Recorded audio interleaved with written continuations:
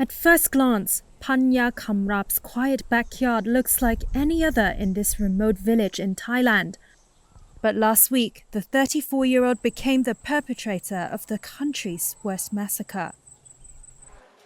He murdered 36 people in a 3-hour rampage through the district in which he was born, shooting and stabbing to death neighbours, including a childhood friend and 22 children at a local nursery.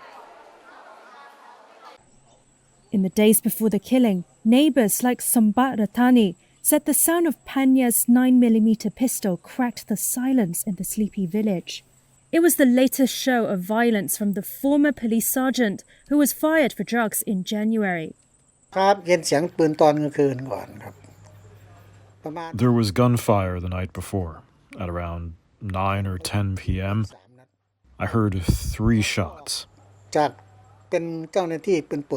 After he was discharged from the police force, I don't know what happened to him, but from time to time he would fire shots. The village chief went to warn him, and they argued. He didn't behave like this before. This was after his dismissal. Panya returned home in 2020 after a stint in Bangkok with the police. Newly divorced, he moved in with a woman and her son.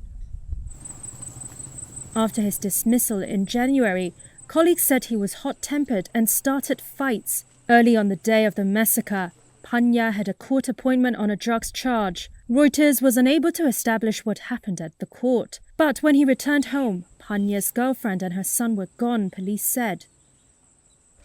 At around midday, he left in a pickup truck and crashed into a man on a motorcycle before rolling down the window and shooting him. That's according to Ratani. It happened right outside the store he runs.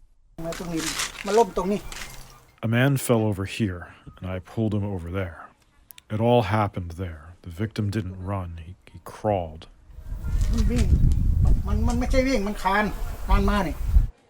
Panya then rammed into a group of people at an intersection and stabbed them, before driving to the Uthai Sawan Child Development Center.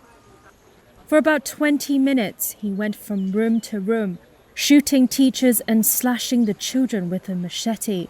Some teachers fled over a wall, but not an 8 months pregnant woman. Another teacher, Malawan Lasopa, a childhood friend of Panya's, tried to plead with him. He killed them both. Tawi Lasopa is Malawan's father. I was informed that people told Maliwan to run, and she did. But my daughter, I don't know what she was thinking, but I think she was concerned about the children and the pregnant teacher, so she went back to try to talk to her friend, who was the perpetrator. But at that stage, it was impossible to talk.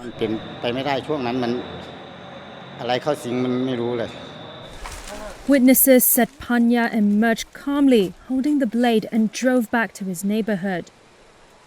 One neighbor, Suan Ton Somsen, said she received frantic messages from her daughter-in-law, who was sheltering in her home with 2 children, clamping her hand over the mouth of her toddler to keep him quiet.